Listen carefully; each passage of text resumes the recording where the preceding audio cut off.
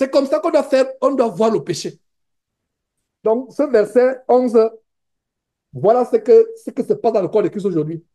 Que ce soit les frères en Christ, que ce soit les faux pasteurs, on pense à la légère la plaie de la fille de mon peuple. La plus grande plaie dans le corps de Christ, dans la vie de l'homme, c'est quoi? C'est le péché. Vous voyez comment Jérémie nous relève des grandes choses. Et il disait paix, paix. Et il n'y a pas de paix. Oh, ma soeur, non. Ton mari, là, ah, il te battait. Pas. Va te remarier. Va en paix. Ah. Tu sors ton mari qui te tapait. Je ne peux pas cautionner, mon frère, de voir une soeur dont la vie est menacée de mort par un mari violent. S'il faut appeler la police, il faut appeler la police. Votre vie est en danger. Quand je dis vraiment, je ne parle pas des paroles, de la violence verbale. Même la violence verbale je ne la cautionne pas. Mais je parle de votre vie en danger, qu'il a même pris un pistolet un jour, il a tiré sur vous, il vous a raté. Qu'il a essayé de vous écraser avec la voiture, comme ça s'est passé avec une femme ici au Texas.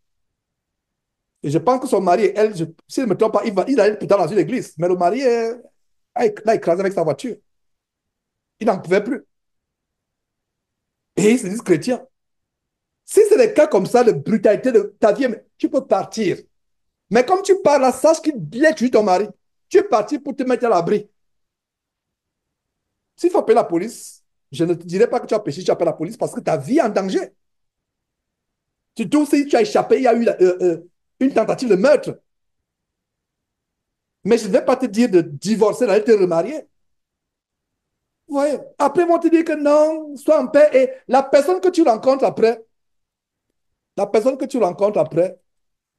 te dit, ah, vraiment, je suis dans la joie, dans la paix. Ils vont passer avec les hommes. L'homme que j'ai rencontré est tellement doux. Est-ce que vous avez remarqué, mes frères et sœurs, que surtout pour les sœurs qui sont célibataires, qui sont mariées, qui sont remariées dans l'ignorance, le deuxième mariage est toujours le paradis. Qui n'a pas remarqué cela? Moi, j'ai remarqué. Le deuxième mariage est toujours le paradis. C'est là où vous savez que Satan est dangereux. Le premier mariage, j'ai dit non, frère. J'ai découvert avec tes enseignements que se remarier, c'est une abomination. Je suis sur le point de sortir de ce mariage. Mais je vais te dire une chose. Cet homme-là est un ange. Il me gâte. Il me fait tout ce qu'un homme peut faire. J'ai vu le paradis. Mais le premier est un monstre. C'est normal. Satan te fait être dans les nuages de l'amour avant d'être dans le feu éternel de l'enfer. Voilà. Est-ce que frères, sœurs, connaissez Satan? Connaissez comment Satan agit.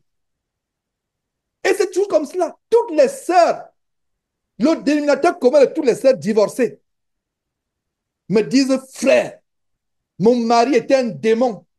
Celui avec qui je suis maintenant, je me suis marié étant dans l'ignorance, c'est un ange.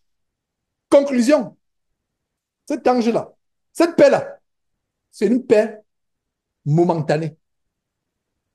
C'est une paix momentanée. Parce que la vraie paix, c'est au ciel. Ils vous disent paix, paix, ils pensent à la légère. Non. Est-ce que vous voyez ce verset de Jérémie, chapitre verset 11? La tolérance des péchés dans les milieux chrétiens, dans les églises. Oh, tu es en paix, où est le problème? Il y a même une qui me dit, frère, tu exagères. Il y a des années, elle m'a dit ça. Tu dis que Dieu n'exauce pas les pécheurs. Mais ma vie est bénie. De quel Dieu parles-tu? J'ai des faiblesses comme tout le monde. Et dans mes faiblesses, je continue à prier Dieu, je continue à vivre dans mes faiblesses. Dieu me connaît, je pêche et Dieu m'exauce. Je lui ai dit, va lire Matthieu chapitre 4, verset 4. Elle a lu, elle me dit, j'ai lu, je ne comprends pas. J'ai dit, lisons ensemble. On a lu ensemble, elle dit, qu'est-ce que tu vois là? Dans Matthieu chapitre, Matthieu chapitre 4, verset 1 à 4, Luc chapitre 4 aussi. Qu'est-ce que tu vois? Qu'est-ce que Satan dit à Jésus? Prosterne-moi, je te donnerai. Donc, quand tu te prosternes devant le péché, Satan va te donner quelque chose qui va te mettre dans la paix. Quelle est l'image du péché? Quelle est, comment on dit en anglais, the embodiment, de l'incarnation, voilà, l'incarnation du péché. Quelle incarnation du péché? C'est Satan. Donc, quand tu te prosternes devant le péché, Satan va faire, qu'est-ce qu'il a fait? Qu'est-ce qu'il a dit à Jésus-Christ, Matthieu chapitre 4? Prosterne-toi et je te donnerai. Cette sœur, ah, je n'ai pas compris ça. Donc, les choses dans mes bénédictions là, c'est Satan. Il dit oui, Dieu n'existe pas les pécheurs.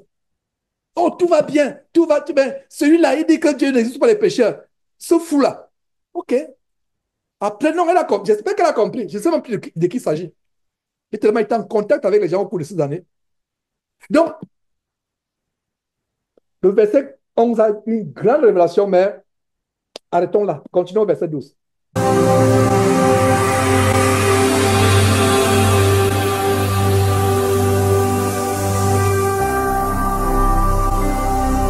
Jésus-Christ TV, vous connaîtrez la vérité et la vérité vous affranchira.